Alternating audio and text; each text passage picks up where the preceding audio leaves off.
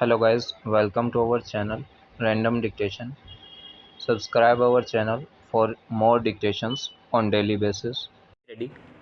Start. Thereafter, on January 16, 2006, the Indian company issued payment instructions to HSBC Bank Dubai for an amount of rupees 16 crores to be deposited in the account of the defendant number 1 in Andhra Bank, Chennai stop.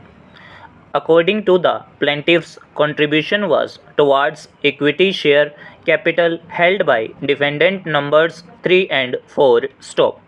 Share certificates were also issued and recorded as having beneficial interest by the ETA group stop. Later on March 6, 2006, the Indian company received further investment through 4 demand drafts amounting to rupees 3 lakhs from defendant number 12, which was recorded as beneficial interest of the defendant number 2 stop. Defendant number 11 is in possession of these shares as well. Stop. It has been further stated that between December 2005 and March 2006, a total sum of rupees 16 crores had been received by the Indian company from defendant numbers 12 and 2 towards issue oblique allotment of shares. Stop. On June 25, 2009, defendant number 3 issued a personal check of rupees 2 crores which was honored on July 7, 2009 in the accounts of defendant number 2 and reflected that the investment was made in the Indian company stock. On June 28, 2009, a further investment was made in the Indian company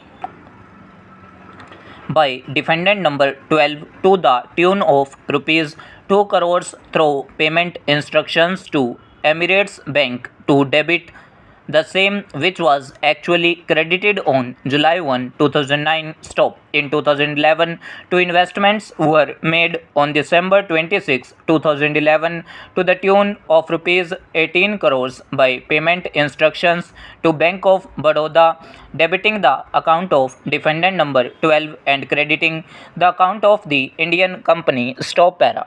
Thereafter, share certificates in the names of the defendant numbers 3 and 4 were issued by the defendant number 1 around February 10, 2012. Stop. The plaintiffs also stated that defendant numbers 3 to 7 admitted and acknowledged that defendant number 2 had a beneficial interest in the share certificates of the Indian company issued in their names. Stop. Defendant numbers 3 to 7, however,